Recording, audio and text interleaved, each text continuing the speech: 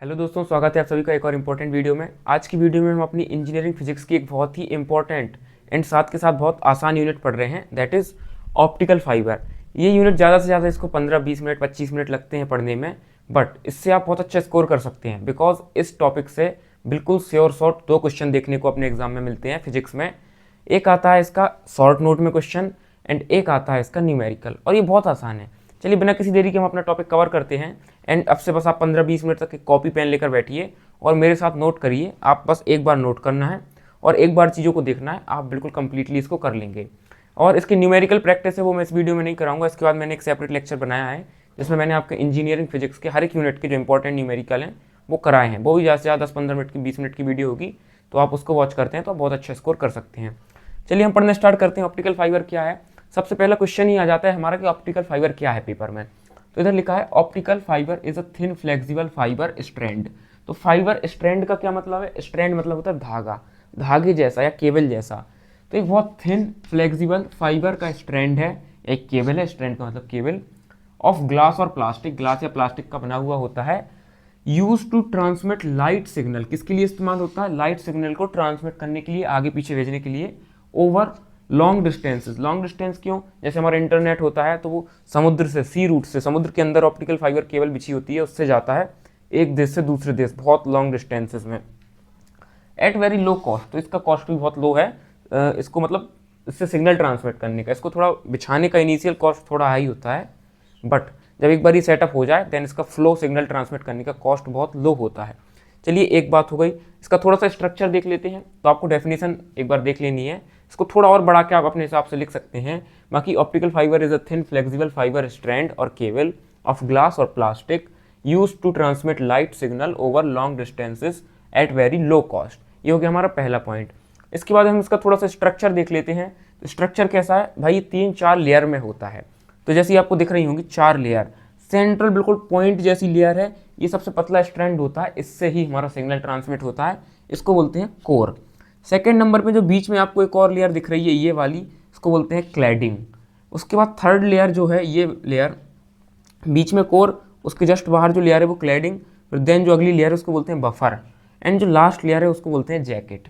ठीक है, तो कई जगह अगर आप बफर नहीं भी लिखते हैं क्योंकि बफर बहुत इंपॉर्टेंट नहीं है, तो आपको कोर, क्लैडिंग, जैकेट 3 चीज़ें याद रखनी है। बीच में कोर होता है, पता ही रहता है, लास्ट में जैकेट, जैकेट कवर करती है, प्रोटेक्शन देती है, एंड बीच में क्लैडिंग होता है। चलिए इसका काम देख लेते हैं। पहली चीज़ है कोर। कोर क्या लिखा है? Central region made of high refractive index glass.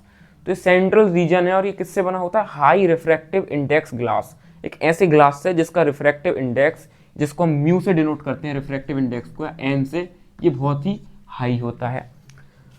Made of high refractive index glass, और ये करता क्या है? Light transmits through it, light इसी कोर में से ट्रांसमिट होती है। ये 3 लाइन की डेफिनेशन है, आप चाहें तो इसको और एक्सपेंड करके अपने एग्जाम में 4-5 लाइन में लिख सकते हैं।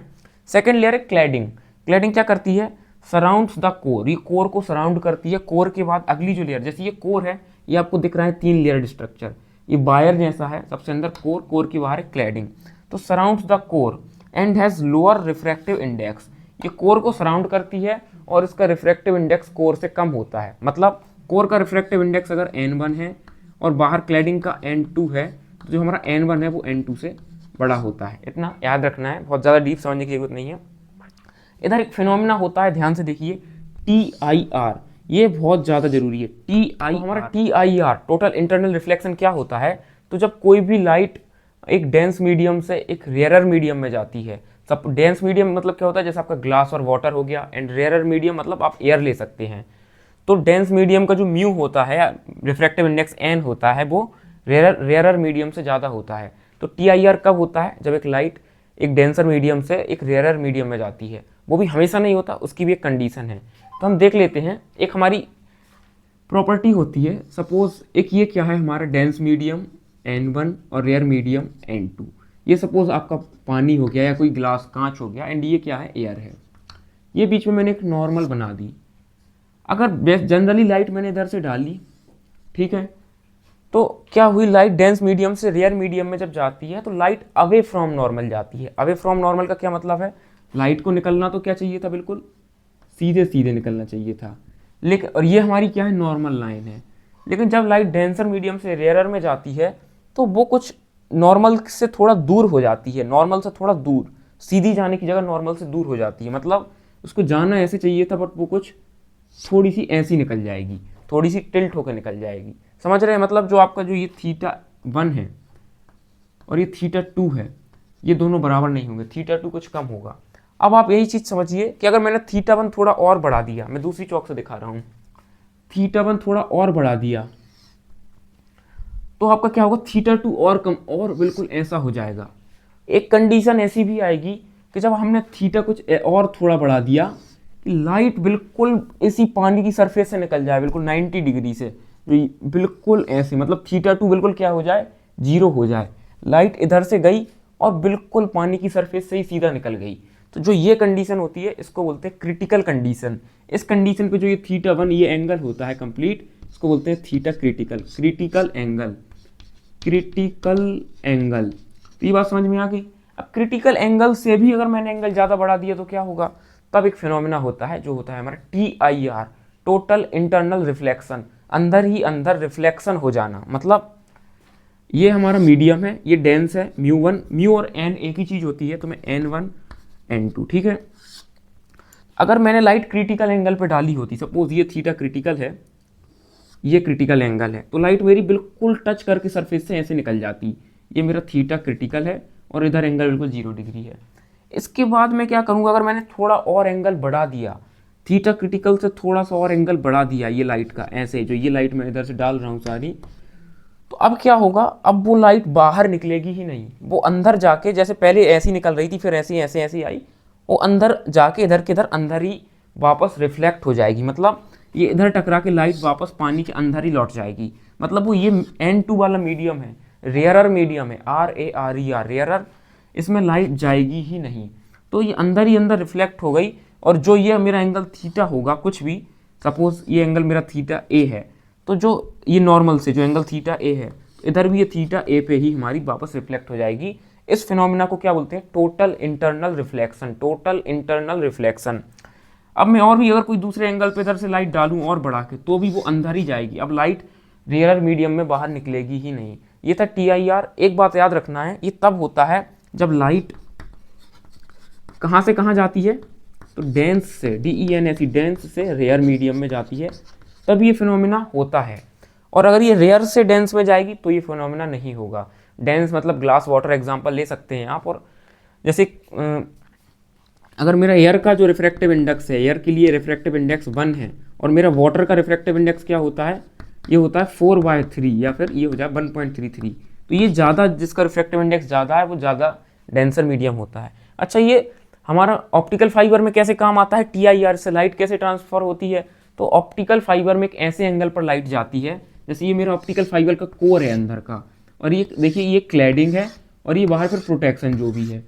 तो मैं कैसे बनाऊंगा ऑप्टिकल फाइबर, जो ये कोर होगा, ये अंदर वाला मीडियम, कोर का ये मीडियम होगा, कोर होगा मेरा डेंस, और जो बाहर की क्लैडिंग होगी मेरी, ये होगी रेयर, ये होगी रेयर, ये होगा डेंस।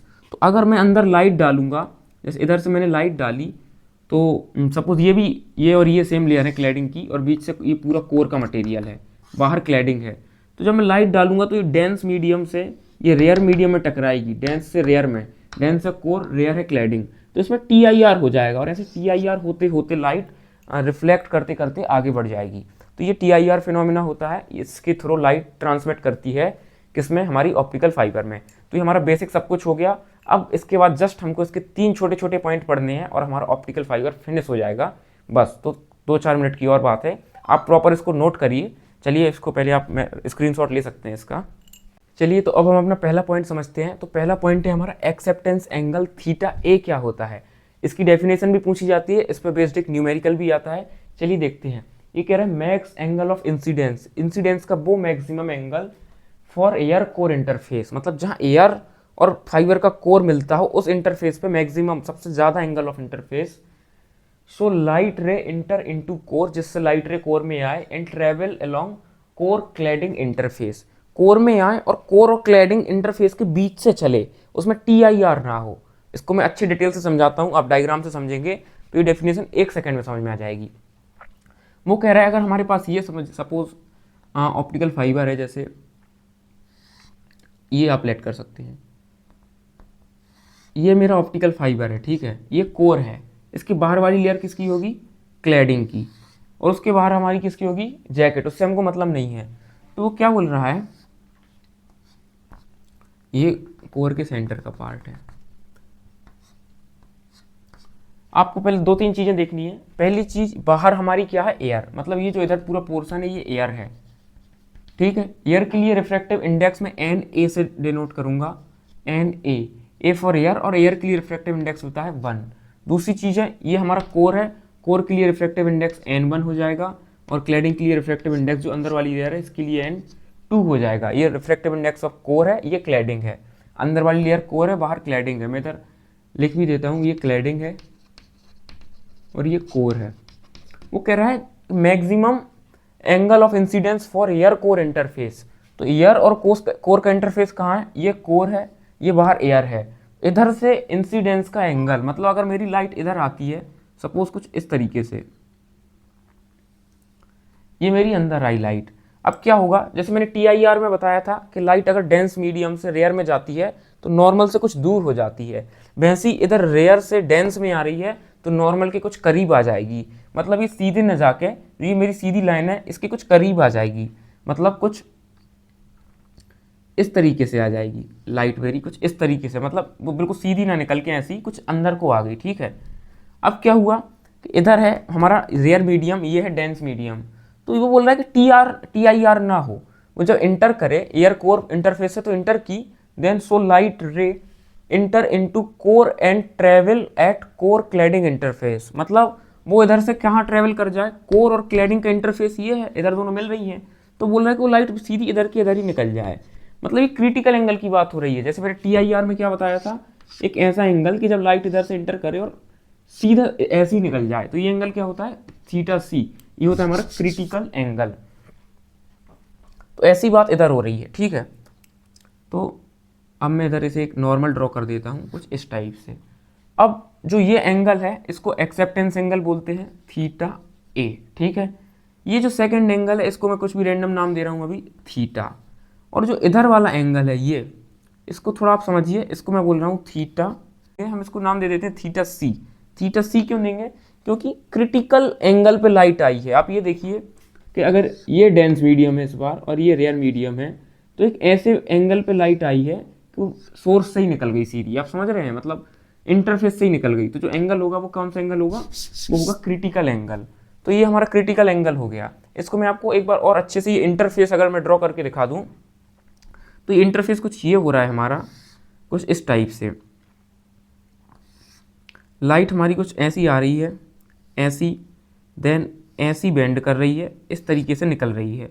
मैंने इधर एक नॉर्मल ड्रॉ की, और ये हमारा था कोर का सेंटर। जो ये एंगल है इसको मैंने नाम क्या दिया, इस एंगल को नाम दिया थीटा क्रिटिकल, इसको सिंपली नाम दिया थीटा, और ये है मेरा थीटा एक्सेप्टेंस एंगल, θa। ये बात समझ में आ गई होगी। अब बेसिक सी मैथमेटिकल कैलकुलेशन करते हैं। एक हमारा लॉ होता है स्नेल्स लॉ, SNELL। तो मैं इधर कैलकुलेशन करके बताता हूँ इसकी, आपको एक्सेप्टेंस एंगल कैसे निकालना है। आपको ये डायग्राम बनाना है, देन हम स्नेल्स लॉ लगाते हैं। स्नेल्स लॉ कहाँ पे लगाते हैं, ये पॉइंट पे। इसको मैंने पॉइंट A नाम दिया, इस पॉइंट को मैंने नाम B दिया। स्नेल्स लॉ कहता है कि अगर जैसे कहीं भी क्या हुआ है, रिफ्रैक्शन हुआ है, मतलब अगर लाइट कुछ इस तरीके से आई है, कुछ इस तरीके से निकल गई है, ये θ1 है, ये θ2 है, इधर का जो ये नीचे वाला मीडियम है इसका रिफ्रैक्टिव इंडेक्स N1 है, ऊपर वाले का N2 है।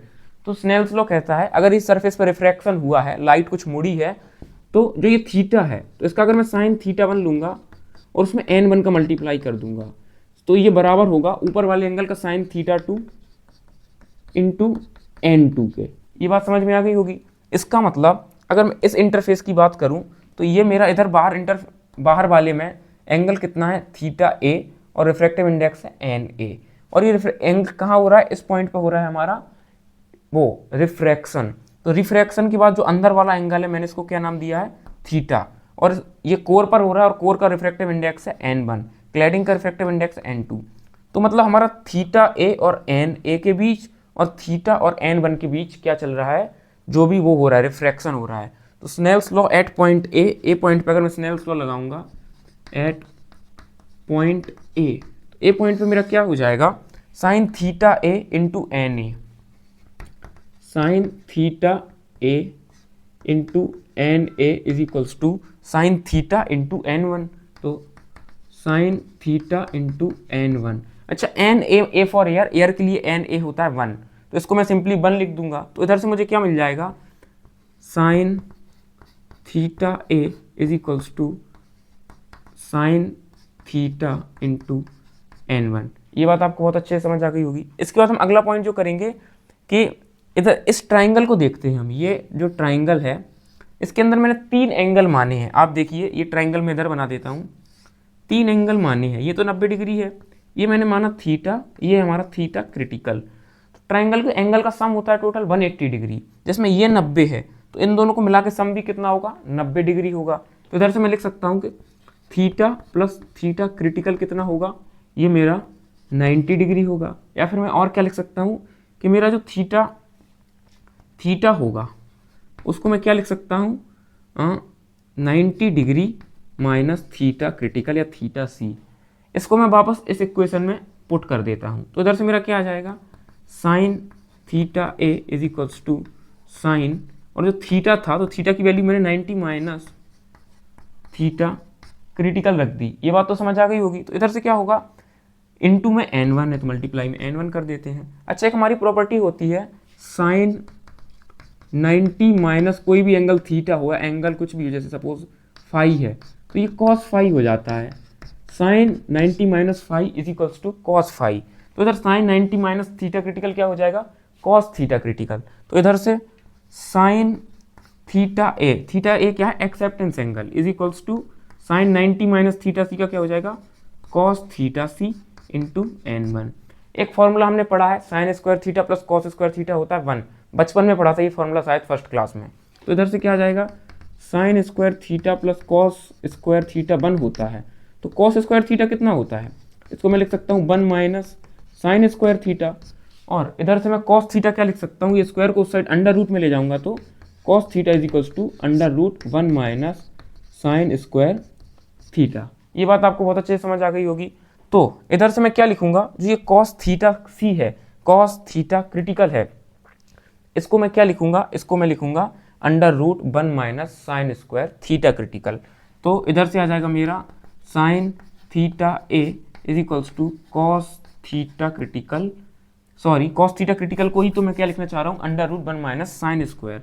तो अंडर रूट, चौकी टूट गई, under root 1 minus sine square theta critical into n one.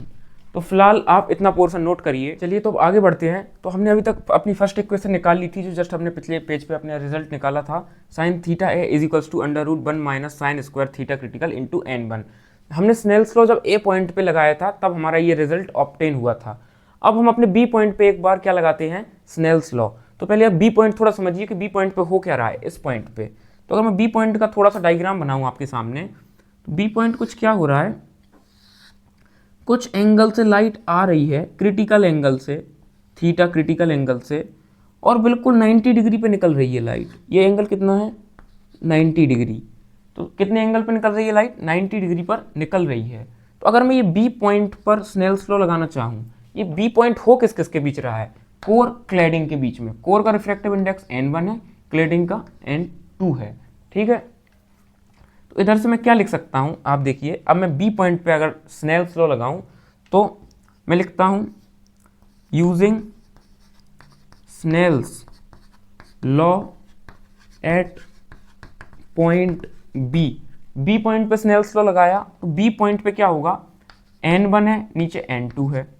तो n1 और थीटा क्रिटिकल, n2 और 90 डिग्री, इन दोनों के बीच रिफ्रैक्शन हो रहा है। तो मैं लिख दूंगा साइन, इस चीज़ का साइन इंटू दिस, तो sine theta critical into n1 is equals to sine 90 degree, क्योंकि 90 डिग्री हो रहा है, तो साइन 90 डिग्री इंटू n2, और साइन 90 डिग्री कितना होता है, 1। तो इधर से मुझे क्या मिल गया, sine theta critical into n1 is equals to simply n2, क्योंकि साइन 90 तो 1 हो गया। तो इधर से मुझे साइन थीटा क्रिटिकल कितना मिल जाएगा, n1 को अगर मैं नीचे पहुंचा दूंगा तो ये हो जाएगा मेरा n2 अपॉन n1। ये बात समझ आ गई। तो इधर से मैं क्या लिखूंगा आगे, sine theta critical is equals to sine theta critical is equals to n2 upon n1। तो n2 अपॉन n1 ये हमारी सेकेंड इक्वेशन है। साइन थीटा क्रिटिकल की जो सेकेंड इक्वेशन में वैल्यू आई है वो मैं अगर फर्स्ट में इधर पुट कर दूं तो मुझे मेरा आंसर मिल जाएगा। तो मैं इधर से आगे क्या करूंगा, पुट इन फर्स्ट इक्वेशन में अगर मैंने पुट कर दिया तो इधर से मुझे मिल गया साइन थीटा ए है ये is equals to under root 1 minus और साइन स्क्वायर थीटा क्रिटिकल है। तो अगर मैं क्या करूंगा, साइन थीटा क्रिटिकल की जगह मैं क्या रख सकता हूँ, n2 अपॉन n1। तो मैंने रखा n2 अपॉन n1 एंड इसका स्क्वायर है साइन स्क्वायर, तो इसका भी क्या हो जाएगा स्क्वायर एंड मल्टीप्लाई में क्या हो जाएगा आपका n1। ये बात समझ में आई। अच्छा, इस n1 को अगर मुझे अंडर रूट के अंदर लेना पड़ा तो मैं इसको क्या कैसे ले जा सकता हूँ, मैं इसको अंडर रूट में स्क्वायर बना के ले जा सकता हूँ। मतलब मैं n1 को कुछ एक और चीज़ भी तो लिख सकता हूँ, मैं n1 को लिख सकता हूँ अंडर रूट n1 का होल स्क्वायर। ये बात तो आपको समझ आ गई। मतलब अगर मैं इसको इस रूट के अंदर ले जाऊँ तो स्क्वायर में जाएगा। तो मेरा क्या आ गया, sine theta A is equals to under root 1 minus n2 upon n1 का स्क्वायर। इसमें अंदर हमारा n1 और एंट्री मारी n1 ने, और किस फॉर्म में मारी, n1 के स्क्वायर के फॉर्म में। ठीक है, अभी n1 स्क्वायर का इन दोनों से अंदर मल्टीप्लाई होगा, इससे भी और इससे, ये अपनी अंदर जगह बनाएगा।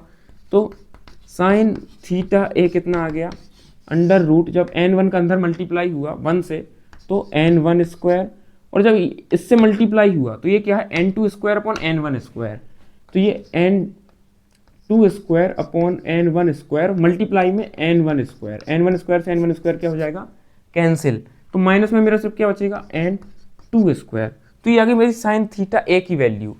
और मुझे क्या चाहिए, एक्सेप्टेंस एंगल। हम क्या निकाल रहे हैं, एक्सेप्टेंस एंगल, जो कि होता है थीटा ए। तो अगर मैं थीटा ए चाहिए तो साइन को इस साइड इनवर्स में पहुंचा दूं, तो मैं बोल सकता हूं इधर से theta A is equals to sine inverse, sine दूसरी साइड इनवर्स में पहुंचता है तो साइन इनवर्स और under root n1 square minus n2 square. बस, तो ये हमारा एक्सेप्टेंस एंगल का फॉर्मूला डिराइव हो चुका है और बिल्कुल आसान था, देखने में हो सकता है थोड़ा लंबा लगा हो, बट आप देखिए तो बस Snell's law at point A और बी लगाएंगे, आपका काम हो जाएगा। तो आप फिलहाल इसको नोट करिए, देन हम आगे बढ़ते हैं। तो वेल देखिए, हमने अपना एक्सेप्टेंस एंगल पढ़ लिया है। तो जो हमारा अगला टॉपिक है वो है न्यूमेरिकल एपर्चर, क्या होता है ऑप्टिकल फाइबर का। तो ये बिल्कुल 2 मिनट में हो जाएगा अगर आपको एक्सेप्टेंस एंगल समझ में आ गया। ये बोलता है it is light gathering ability of fibre. Fibre कितनी लाइट ले सकता है, जितना ज़्यादा फाइबर का एक्सेप्टेंस एंगल होगा उतने ज़्यादा एंगल तक फाइबर लाइट ले सकता है। मतलब आप उतनी ज़्यादा एंगल से लाइट डालें या कम से डालें तो आपका फाइबर लाइट को आगे ट्रांसमिट कर देगा। बट तो वही न्यूमेरिकल अपर्चर बताता है कि कितनी अमाउंट ऑफ लाइट गैदरिंग, कितनी लाइट गैदर कर सकता है फाइबर। तो ये क्या भी है, amount of light accepted by the fibre. ये क्या बताता है, amount of light accepted by the fibre होता क्या है, तो light gathering ability of fibre. Mathematically इसको कैसे लिखते हैं, मैथ की भाषा में लिखें, it is sine of acceptance angle. Sine of acceptance angle बहुत आसान है आपका, थीटा ए एक्सेप्टेंस, न्यूमेरिकल एपर्चर को एक सेकेंड एन ए से लिखते हैं, याद रखिए एन ए। तो हमारा एक्सेप्टेंस एंगल थोड़ी देर पहले क्या आया था, थीटा सी आया था sine inverse under root n1 square minus n2 square. ठीक है, तो ये बोल रहा है कि जो एक्सेप्टेंस एंगल है इसका साइन लेना है। याद करिए पिछली डेरिवेशन में हम साइन इधर से उधर ही तो ले गए थे, तो वापस ले आओ। तो मैं इधर से क्या लिख दूंगा, साइन थीटा क्रिटिकल क्या आ गया, under root n1 square minus n2 square. बस यही होता है न्यूमेरिकल एपर्चर, बात खत्म। तो इधर से मैं बिल्कुल प्यारे शब्दों में लिख सकता हूँ कि N A numerical aperture is equals to sine theta critical is equals to under root n1 square minus n2 square.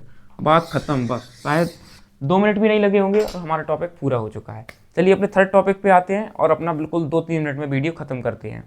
चलिए तो हम अपनी तीसरी और आखिरी चीज़ की ओर बढ़ते हैं और ये भी जस्ट हम 2-3 मिनट में फिनिश करते हैं।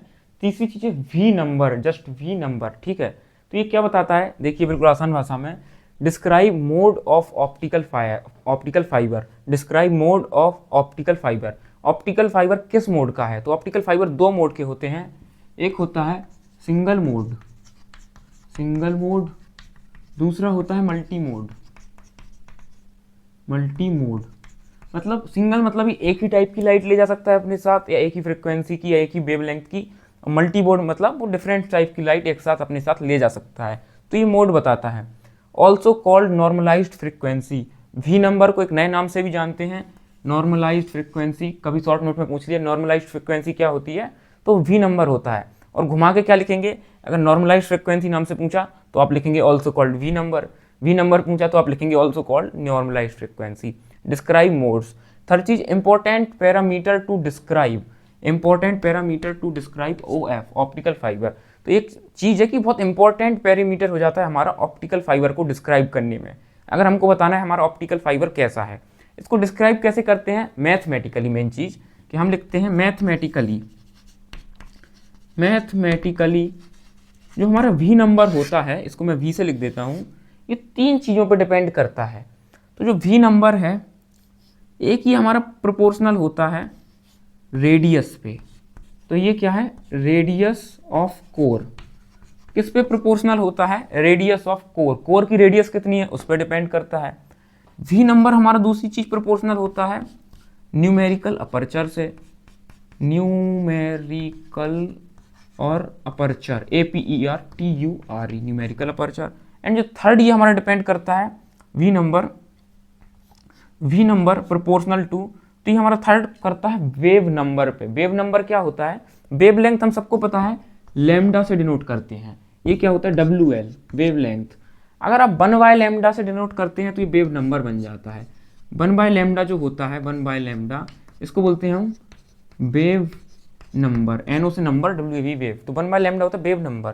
तो ये 1/λ पर भी डिपेंड करता है, मतलब वेव नंबर पर भी डिपेंड करता है। ये बात समझ में आ गई। अच्छा एक चीज़ और, जब ये तीनों पर डिपेंड करता है तो मैं तीनों को साथ में लिख देता हूँ। तो इधर से मैं इन तीनों को कुल मिला के क्या लिखूंगा कि जो मेरा वी नंबर है तो वो किस किस के प्रोपोर्शनल है, वी प्रोपोर्शनल है रेडियस के, अरे ये चौक टूट रही है बार बार, तो रेडियस इंटू NA इंटू 1/λ, मतलब प्रोपोर्शनल है radius into numerical aperture into 1/λ, तो अपॉन में लैम्डा आ जाएगा। अच्छा प्रोपोर्शनलिटी साइन हटता है तो एक कांस्टेंट आ जाता है बीच में, सबको पता है। तो इसको अगर हम हटाते हैं तो हमारा कांस्टेंट आता है 2π। तो अगर इसको मैं ऊपर उड़ा देता हूँ न्यूमेरिक, इसको प्रोपोर्शनलिटी साइन को, तो हमारा वी नंबर आ जाता है is equals to 2πRNA upon lambda. तो वी नंबर यही होता है 2πR, 2π हमारा कांस्टेंट है, R रेडियस ऑफ कोर है, NA न्यूमेरिकल अपर्चर है, अपॉन में लैम्डा क्या है, वेव लेंथ, और 1/λ को हम बोलते हैं वेव नंबर। इतना याद रखना है। हमारा आ गया क्या, वी नंबर। अच्छा वी नंबर की वैल्यू होगी, आप 2π की एक वैल्यू होती है, रेडियस की वैल्यू होगी, NA की वैल्यू होगी, लैम्डा की। तो वी नंबर जो हमारा निकलेगा वो बताएगा कि हमारा ऑप्टिकल फाइबर सिंगल मोड है या मल्टी मोड है। वो कैसे बताएगा, तो अगर आपकी जो वी नंबर की वैल्यू है कितनी निकलती है, वो निकलती है आपकी 2.405 समथिंग, हाँ यही होता है। तो अगर आपका वी नंबर है वो आपका ग्रेटर देन है क्या, 2.405। अगर ये आपका 2.405 से नंबर बड़ा आता है या इसके बराबर आता है तो आपका जो ऑप्टिकल फाइबर है वो होता है मल्टी मोड, मल्टी मोड, ये याद रखना है। और आपका वी नंबर छोटा आता है अगर 2.405 से, तो ये होता है सिंगल मोड, बस। और इसी के साथ आप ये एक बार नोट कर सकते हैं, आप चाहें तो देख लीजिए। इसी के साथ ऑफिशियली हमारा ऑप्टिकल फाइबर खत्म हो गया फॉर RGPV स्पेशली और फर्स्ट ईयर इंजीनियरिंग के लिए। एंड मैं होप करता हूँ आपको वीडियो समझ आई होगी। ये वीडियो मैंने जल्दबाजी में बनाई है, आपकी एग्जाम ओरिएंटेड है, इससे आप अपने शॉर्ट नोट भी कर सकते हैं, क्वेश्चंस भी कर सकते हैं। क्वेश्चंस बहुत सिंपल आते हैं, जस्ट आपको R, NA और लैम्डा की वैल्यू दे देगा, पुट करिए और वी नंबर की वैल्यू निकालिए। अगर वो पूछेगा सिंगल मोड है कि मल्टी मोड है, तो अगर इससे बड़ा आता है तो मल्टी, छोटा आता है सिंगल। न्यूमेरिकल अपर्चर की हमारी क्या थी definition, √N1 square minus N2 square, N1 N2 की वैल्यू दे देगा, न्यूमेरिकल अपर्चर पूछ लेगा। ऐसी हमारी एक्सेप्टेंस एंगल होता है sine inverse N1 square minus N2 square √ में, इसमें भी N1 N2 की वैल्यू देगा, तो आप √N1 square minus N2 square निकालिए। उसका कैलकुलेटर से, किस कैलकुलेटर से, अपना इंजीनियरिंग कैलकुलेटर आपका पेपर में अलाउ रहता है, इससे साइन इनवर्स निकाल के आप अपना न्यूमेरिकल अपर्चर निकाल सकते हैं। वेल अगेन वही बात बोल रहा हूँ, होप करता हूँ वीडियो अच्छी लगी होगी। वीडियो आपको अच्छी लगी तो वीडियो को लाइक करें। इसी तरह के कंटेंट के लिए आप चैनल को सब्सक्राइब कर सकते हैं। मैं मिलता हूँ इसी तरह की नेक्स्ट इंपॉर्टेंट और इंटरेस्टिंग वीडियो के साथ, तब तक के लिए बाय।